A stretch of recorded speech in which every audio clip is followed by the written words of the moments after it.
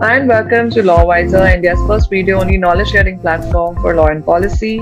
Today we have a very interesting conversation happening on the occasion of World Intellectual Property Day, which is on how intellectual property is actually making a headway in 2022. There have been a lot of trends that's going on. New age tech is ushering. We have NFTs, we have Metaverse, and IP's portfolio in terms of trademarks, copyright, patents. All of it is getting diversified with the advancement of this technology.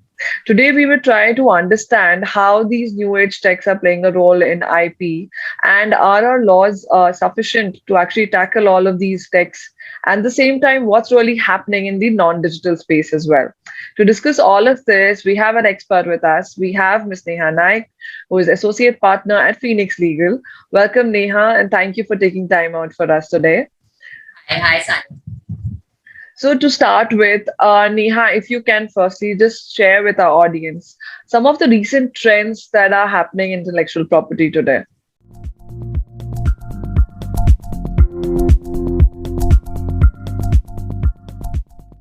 So we've had a very weird last couple of years. So, people spending a lot of time indoors, not being in touch with offices and the physical world. So a lot of time has been spent digitally, online.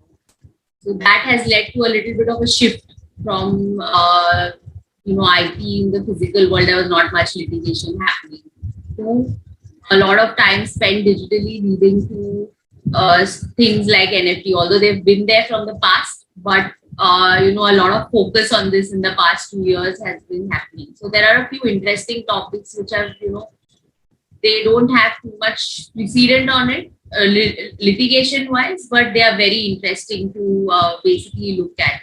One of them being NFTs, being non-fungible tokens.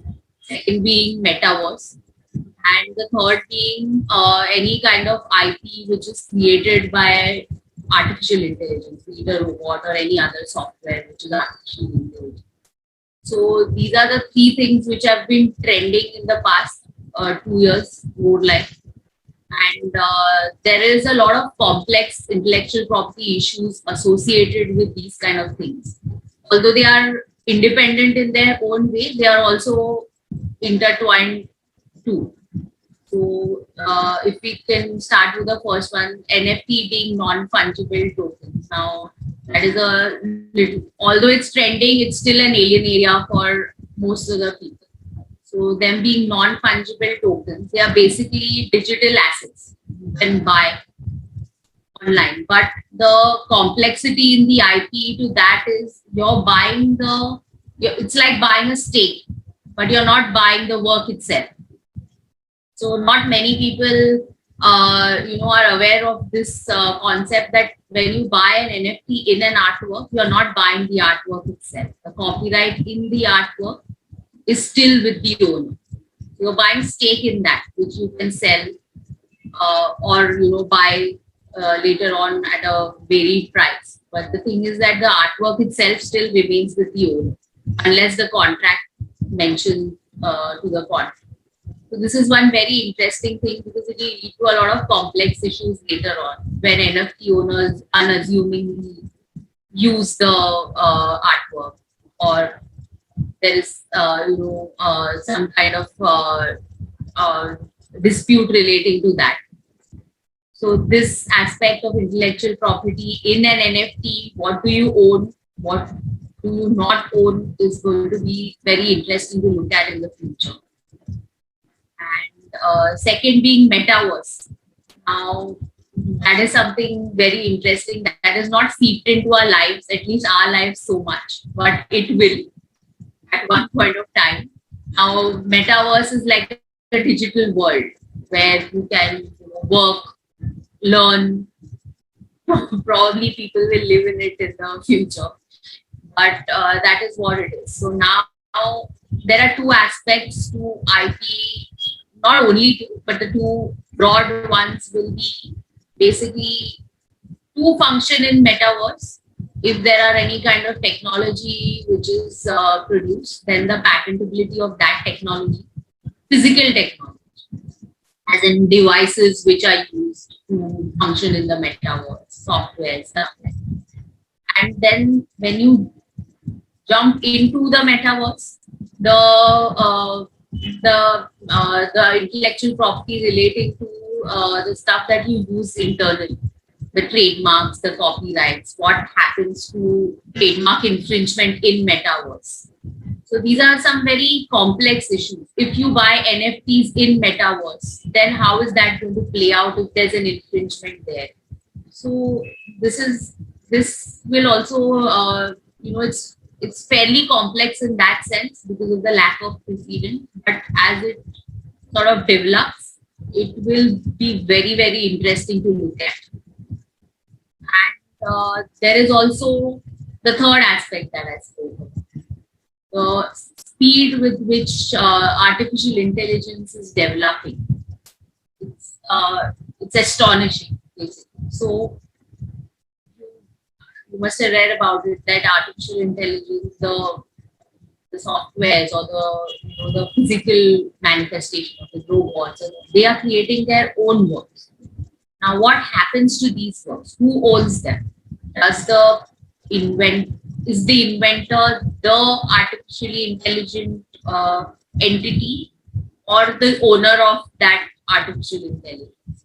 So these are some very interesting issues that have been, decided in the past. In few of the foreign jurisdictions, there have been,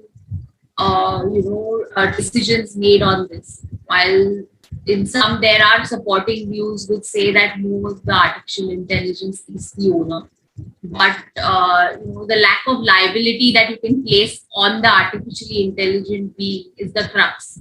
So if you are the owner, how do you sort of make it liable? So in that sense, some jurisdictions have decided against it and let the actual owner be the owner, because then the connection to liability is sort of lost otherwise. So these are some of the very interesting and trending topics that we really need to watch out for. Correctly said, Neha. All of these three are something very interesting. And I think a lot of people are still not aware how they will work out. As you just, highlighting these issues that there. So that's what takes us to our next question as well. With all of this new age tech that's ushering around the digital world, how do you think our IP laws in India specifically, are they ready to embrace these new age techs, or would we see them evolving over time?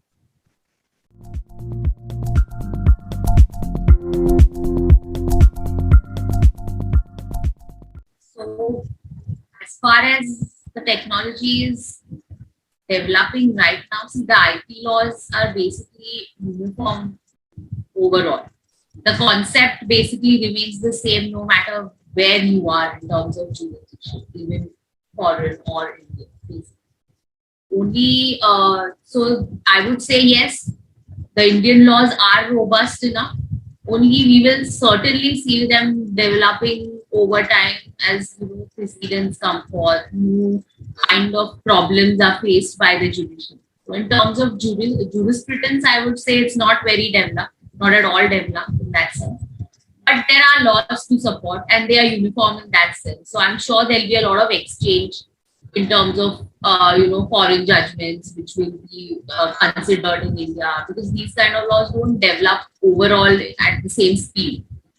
So where they are developing at a higher speed than ours, I'm sure there'll be a lot of exchange and a lot of reliance on those precedents over here eventually. And keeping in mind how that evolves, there'll be a lot of change in the, hopefully there'll be a change in the laws also. As of now, they seem pretty robust, but yes, obviously, given the situation, they will need to evolve. Okay. So, Neha, all of this was about the new age technology that we were talking about. If you can also explain to our audience what are the current developments happening in terms of, the non-digital space for the traditional intellectual property as we talk about.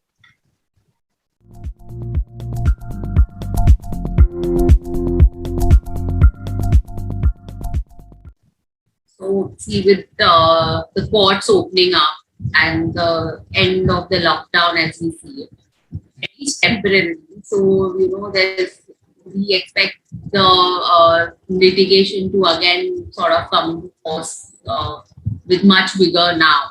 So although things have been happening in the past, there has been a little bit of a lull in terms of new case law and stuff on topics. Nonetheless, there are a few things. In fact, there are a lot of things, but just keeping in mind just a very few things which can be pointed out and which are not much talked about.